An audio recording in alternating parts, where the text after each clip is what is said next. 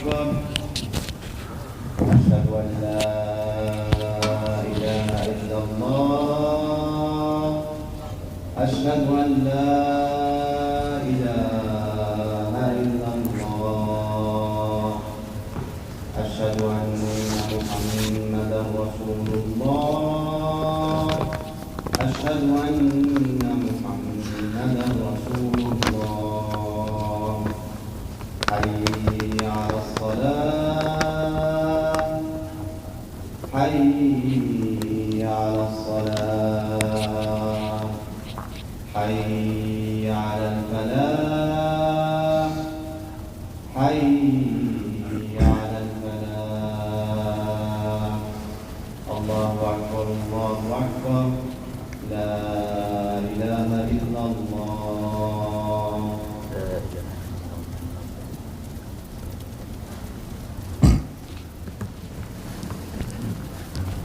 إن الحمد لله نحمده ونستعين به ونستهديه ونستغفره ونعوذ بالله من شرور أنفسنا ومن سيئات أعمالنا من يهده الله فهو المهتد ومن يضلل فلن تجد له وليا مرشدا والصلاة والسلام على أشرف الخلق أجمعين آخر نبي وآخر مرسل من المرسلين حبيب رب العالمين سيدنا محمد صلى الله عليه وعلى آله وصحبه ومن تبعهم بإحسان إلى يوم الدين اللهم اجعلنا منهم واجمعنا بهم يا أرحم الراحمين في عليين من غير سابقة عذاب ولا حساب آمين.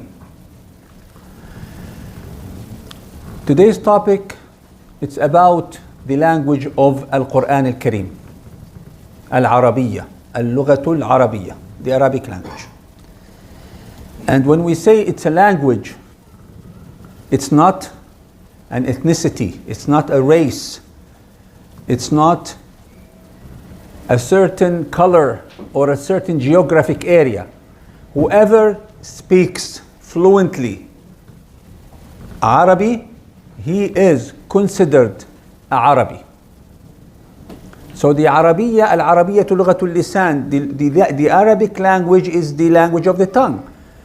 And when you speak English, you speak English. That doesn't mean you are from England. So anyone can learn Arabic. So why this topic and why it's important? Let's look at the Quran and we learn from the Quran. أعوذ بالله من الشيطان الرجيم إنا أنزلناه قرآنا عربيا لعلكم تعقلون. Surah Yusuf, al-ayah number 2. We, Allah Azza wa Jal, said we have descended the Quran in Arabic, Qur'anan Arabiyan, لعلكم تعقلون, so that you would ta'qil, you would think about it, you would understand it, you would believe in it, you will use your brain and use your aql, the intellectual, to connect the Quran and understand it and apply it. Subhanallah. لَعَلَّكُمْ تَعْقِلُونَ. The other ayah in Surah Taha, ayah 113, وَكَذَلِكَ أَنزَلْنَاهُ قُرْآنًا عَرَبِيًّا. وَكَذَلِكَ أَنزَلْنَاهُ. For sure, we have also descended it Arabic Quran. Quran in the Arabic language.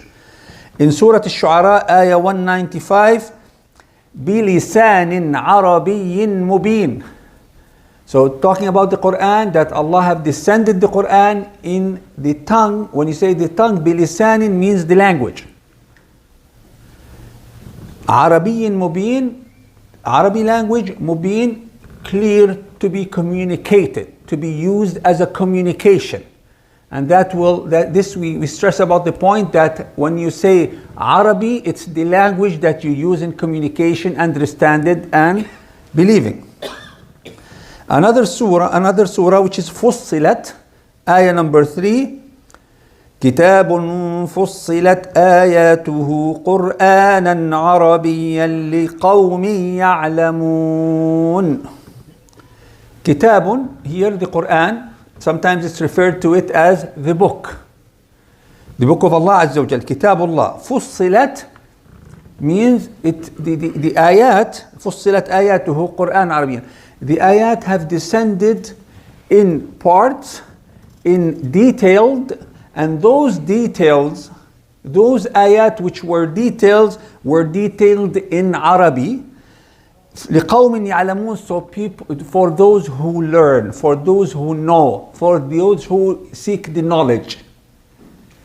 So these are few ayat. I can continue going on until we understand how important to know that Allah chose for a wisdom that He knows this language. So the deen, the Arabic, will be the bowl, will be the carrier, will be the vehicle of deen, of Islam to the whole world. Sayyidina Umar ibn al-Khattab had an amazing saying about this, and we all know Al-Faruq, the second Khalifa of Islam, قال تعلموا العربية فإنها تزيد في المروءة وتعلموا العربية فإنها من الدين. He is talking to the Muslims, he's talking to you and me, he's talking to the Muslims till Yawm al-Qiyamah, the Khalifa, the Sahabi Umar ibn al-Khattab, and he says, learn Arabic, learn the language of Quran.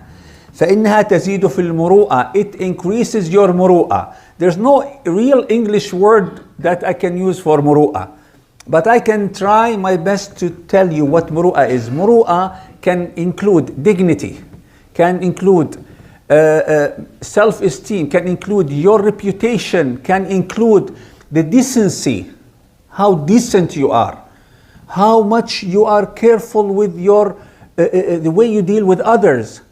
You are so high level in your akhlaq, in your manners, that when you tell someone, this is a man of muru'ah, so you don't lie, you're not munafiq, you are truthful, you're trustworthy. And I can go forever, muru'ah. And this will tell you why Arabic is important to learn. One word, to translate it, you need sometimes pages or even books. So Arabic will make your muru'ah higher, according to whom? Umar ibn al-Khattab. What else? وَتَعَلَّمُوا الْعَرَبِيَّةَ فَإِنَّهَا مِنَ الدِّينِ. Learn Arabic, it is from deen. And this is the core of our khutbah today. Is it a choice? Is it a luxury? I can learn it, or I don't want to learn it. It's okay. No, it's not this way. It's up to you to learn Chinese or Italian or Spanish. You might need it in life, you might not need it. Depends on what part of the world you can live in. But in Arabic, it's not supposed to be a choice for you as a Muslim. It is not a simple choice. It is a must. It is from your deen. It is from your deen. Without it, you cannot understand the deen fully. Can you practice the deen fully? I believe yes, even if you don't speak Arabic or you don't read Arabic. If you know Quran, you can practice your deen. Will you understand it, feel it, live it, love it without the Arabic? Absolutely not. And that's why all scholars, all ulama from Pakistan, from India, from Afghanistan, from the West, from South America, the first thing they do to become a alim, they travel to one of the Arabic speaking countries and they live there for a few years and they practice the Arabic. And they come back, subhanallah, they speak better Arabic than many Arabs.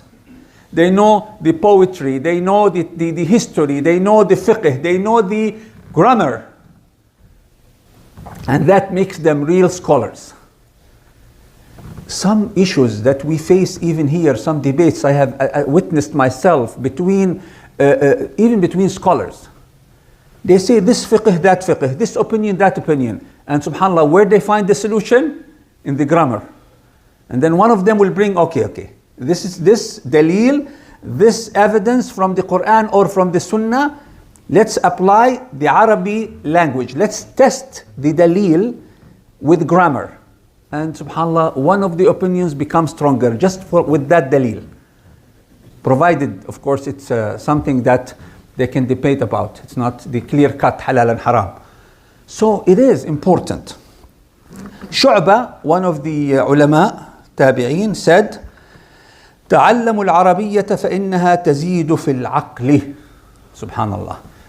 This is maybe, it's my first time to hear it, but he's a alim, he's a muhaddith.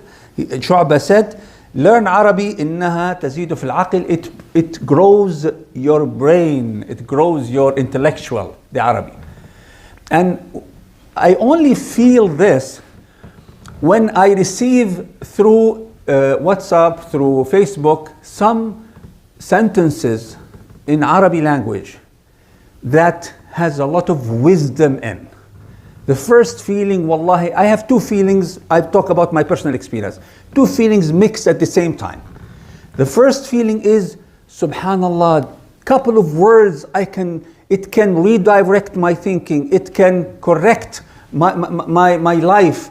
It reminds me with so many things that I forgot to practice. A couple of words, such a powerful reminder, because I understand those words in Arabic. The second feeling is, I feel so sorry that my children, my own children, cannot feel this feeling, cannot have this understanding for those simple words, simple Arabic words, a hikmah, a wisdom, a hadith, a dua, a description, a tafsir, a fiqh, a alim qawl, a history. The way it is described in the language is so powerful, so meaningful, so attached to the heart. There is a secret, wallahi, in this language. This language is really powerful, and I really wanted to talk about it here today. It's a topic everybody knows, but let's tackle it. Let's wake this thing inside our hearts. And the Quran, in the ayat, Surah Ar-Rahman, قال تعالى الرحمن علم القرآن خلق الإنسان علمه البيان. Before saying الشمس والقمر والنجم والسودان all these ni'am, all these beautiful proofs and ayat that Allah exists, all these powers of Allah Azza wa Jal, He started after the Quran and خلق الإنسان with al-bayan. Al-bayan means the clarity of communication, the words, the Arabic, basically. The bayan. All the Anbiya, all the Rusul, without this bayan, without the language, they cannot communicate the deen. They cannot communicate the risala, the message. So the conclusion of this part, al-Arabiyyatu al-Fusha, and here this message for the Arab, for those who were born in Arabic countries. Al-Arabiyyatu al-Fusha sabiluna li ta'allum ad-din. The Fusha Arabi, the language of the Quran, is our way, is our main way to learn our deen fully, which will help us learn Quran and Sunnah, which help us learn Tariq, Shi'r, Nathar, the history, the poetry. There is so much power in poetry. And Nathar, the essays, the stories. Subhanallah, ilm of the language opens the door to many sectors of ilm that are not available for those who are weak in language or don't know the language. العامية تفرقنا والفصحى تجمعنا. 26 countries used to speak one language, beside Muslims who lives in non-Islamic or non-Arab countries. And they were dissected in early 1900s into 26 countries.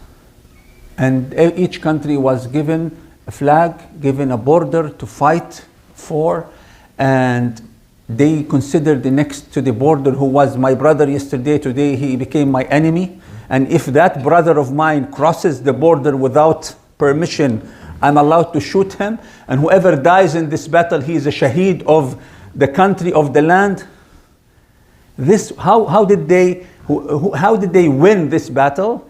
By empowering the local accents of the language, and putting the fusha behind our backs, only in the books, and putting, subhanAllah, the politics in front. Before that, Islam and the language united this huge, mashallah, almost 500 million people at that time speaks that language.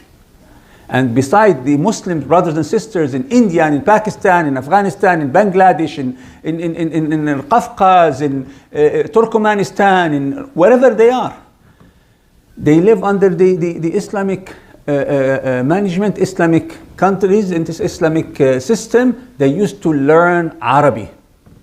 They used to learn Arabic. One of the ways that the enemies of Arab and Arabic language and the Islam, even in some countries, they took the Arabic away from the adhan, away from the dhikr, away from our Islamic events. That will tell you what the power that Allah Azza wa Jal have put in the Arabic language. أقول قولي هذا واستغفر الله لي ولكم فيا فوز المستغفرين فاستغفروا الله تفوزوا.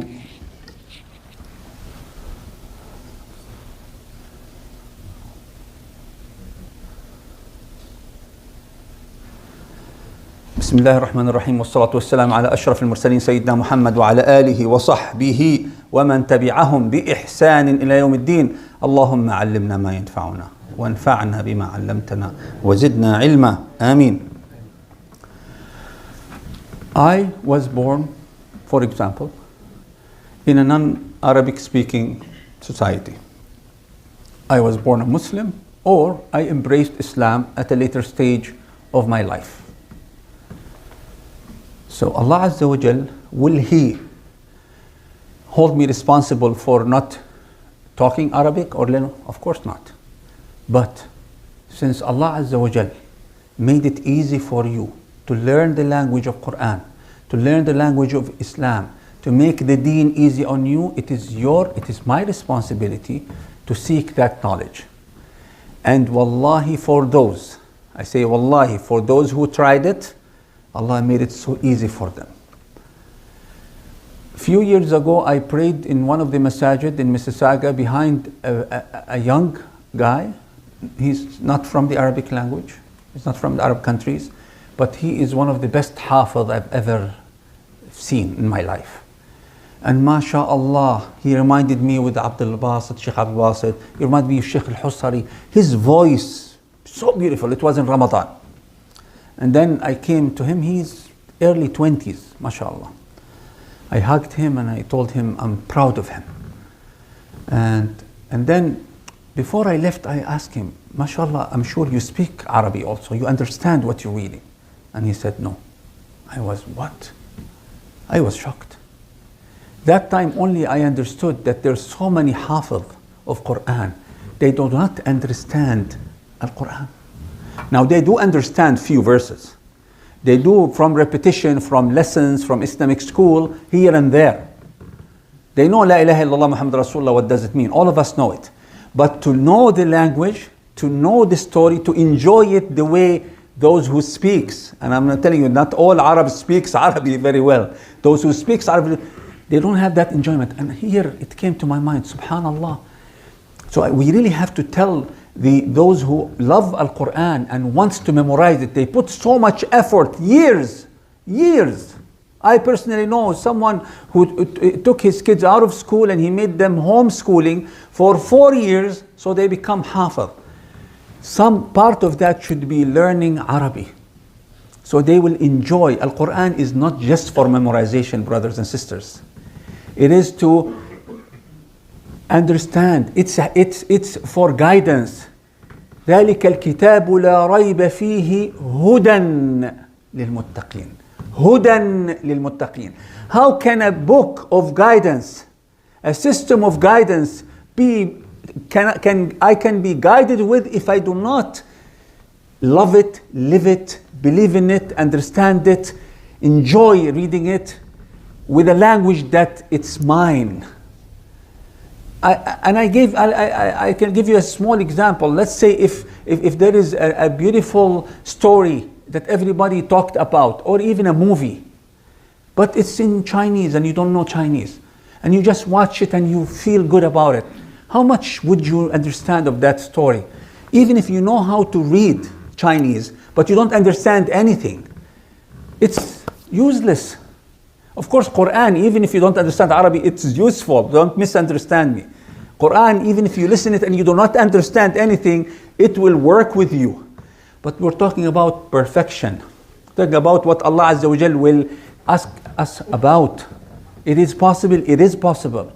MashaAllah, some of my friends have teachers online for their children daily, half an hour daily only, online.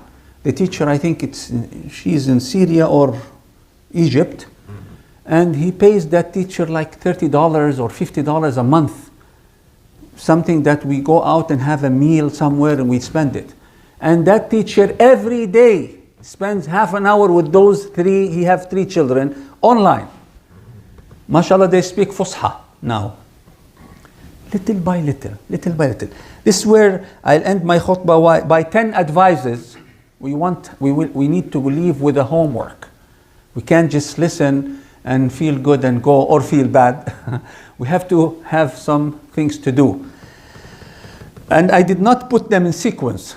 I just gathered them, because from one person to another, the priorities are different. Number one of the main things that will help you and help your children learn Arabic are the schools, actual schools. If you can, the Islamic schools have an Arabic curriculum. Some of them have a more powerful Arabic curriculum than others. Please enroll yourself, if you can, and your children. And this should be a priority, to learn from a school. Why? Because they take you from A, B, C, D, Alif, Ba, Ta, all the way, and you learn and you put examples and you live for a while. Now, if that is not possible offline, online, and it's very cheap. And subhanAllah, if you search a bit, there is a lot of schools are free online. Free. Number 3, because offline and online. So number 3, reading. So if your child or yourself, you know how to read Quran, that is good enough for you to start reading books as well. And read the meanings. And any language in the world, they say if you take the most used words of that language, let's say there are 1,000 words that are mostly used in language X, and let's say Arabic, 1,000 words. Learn the meanings in English, learn the meanings in Arabic as well, learn the spelling, learn the derivatives of it, when it is past, future, present tense, and that one word, play with the word, put it in sentences, 1,000 words. Let's take one word a day. 1,000, that's how many, 3 years? That's fine. You will be able to understand and communicate very well. So reading and practicing reading in this way by vocabulary and grammar will do. Another solution, make a small library at home. Arabic, English, Urdu, if you're from Urdu language background, and let this library, your children, when they want to read, they sit beside it in a corner of a room, anywhere, in the corridor. You have to have physical books in your house.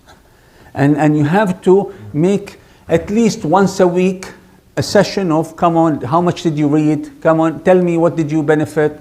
Practice what they learned from those reading. And when I hear today, I mean reading Arabic books, small stories, comics, history, hadith. The hadith itself, the hadith, all the hadith. And the Quran by itself, they have all the language you need. As non-Arabs, you want to learn Arabic, to learn your deen, the Quran and hadith. If you learn Quran alone in terms of language, you cannot always read the hadith. There's a lot of words in the hadith, they are not in the Quran. And the way the hadith is phrased, it's different from Quran. That's why you need to have that knowledge. Listening, hearing Quran and hadith, and hearing electronic or audio books will help your ears get familiar with the language. Writing.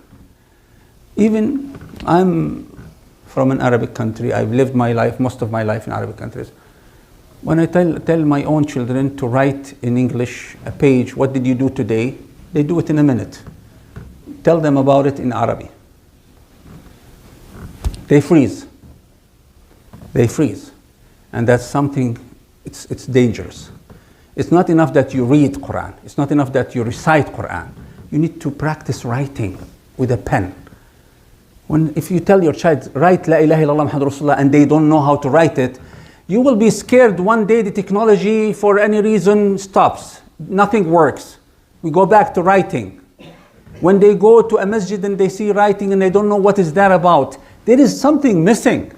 And this is a tax we pay for living in a non-Arabic speaking countries. Can we do something about it? The answer is yes. How much? It depends. But we have to do something about it. We have to do something about it. And one of the funny things that happens, and it happens a lot with me because I try to help people get married sometimes, is a lot of rejection happens because of the language. I know guys are looking for wives, and then after, they like the way they look, and then they start, she doesn't speak Arabic, and I want my children to speak Arabic. Yeah, but how long did that lady or girl have been here? 5 years. And 5 years, and she lost it. And she lived 10 years or 15 years back. She lost it. Very easy to lose the Arabic language here, and even with Arabs. So there is a lot of importance to learn Arabic and teach your children Arabic, especially if your children originally from an Arab family. And I tell you the truth, we Arabs here, we're not doing much about it. Most of us, للأسف. Also, I was happy the other day, a young girl came to me, and she is in Islamic school. SubhanAllah, that Islamic school has a lot of focus in Arabic, and she is starting telling me how much she learned about the grammar. جملة اسمية, جملة فعلية, مبتدأ وخبر, صفة وموصوف. These are examples of grammar in Arabic. It made that girl understand the phrases more better, and she was so proud of it. And how much it took her to learn it? She's only 11. It took her a couple of months. Little bit of grammar every day. Here we have, mashallah, Sheikh Yasser Aboutaha, he holds sometimes grammar classes in Arabic for non-Arabic speaking. And a lot of masajid, the resources are there. Very important to learn the grammar. Visiting countries, those who speak Arabic and practice Arabic, very important. Even if you just hear. We have, mashallah, here in the masjid, Saturday morning, an Arabic only session, 2 hours. And I see, mashallah, people non-Arab speaking, they sit with us, and I tell them, you enjoy it? They said, yes. We know some, but it's increasing. They enjoy the vibe. They learn, and if they have a question, they can ask. That is good enough for those who don't travel a lot. For those who can travel, go stay a couple of weeks in Saudi, in Egypt, in Iraq, in Kuwait, wherever you can, wherever you have business or tourism or a family, and take your children with you. Let them live the language and try to push them to practice it. One good exercise a friend of mine taught me about, it is practicing Arabic Fusha once a day in a week. And of course, the first few weeks, nobody will talk in the house. Today, no one talks to each other except with Arabic Fusha, Al-Arabiyyatul Fusha. No slang, no mixing, the Arabic English new language. No accent, Arabic Fusha. They will, first few times, no one talks, but kids love to talk. They have to ask their mom or dad for things. This is one small example, and it does work if you really put it. Of course, a dua, another very important. Make dua that Allah will, if Allah want to teach you, wallahi, subhanallah, miracles can happen. Miracles can happen. Last, حضور مجالس العلم, as mentioned a while ago, that attend sessions, attend khutbah. That here we have Arabic khutbah once a week, once of a Jum'ah. In summer we had twice. So I think the khutbah after this, which is 1 o'clock, it's in Arabic. It's a good, if you can come 1 o'clock and listen to khutbah in Arabic. I know you might not learn a lot from the beginning, but make it, do 2 khutbah, 1 Arabic, 1 English. What the first one for Jum'ah, the second one is for you to also enjoy the lessons learned by Arabic. The bottom line, I'll end with the same ayah that I've started with saying, بعد أعوذ بالله من الشيطان الرجيم إنا أنزلناه قرآنا عربيا لعلكم تعقلون. اللهم علمنا بما ينفعنا وانفعنا بما علمتنا وزدنا علما.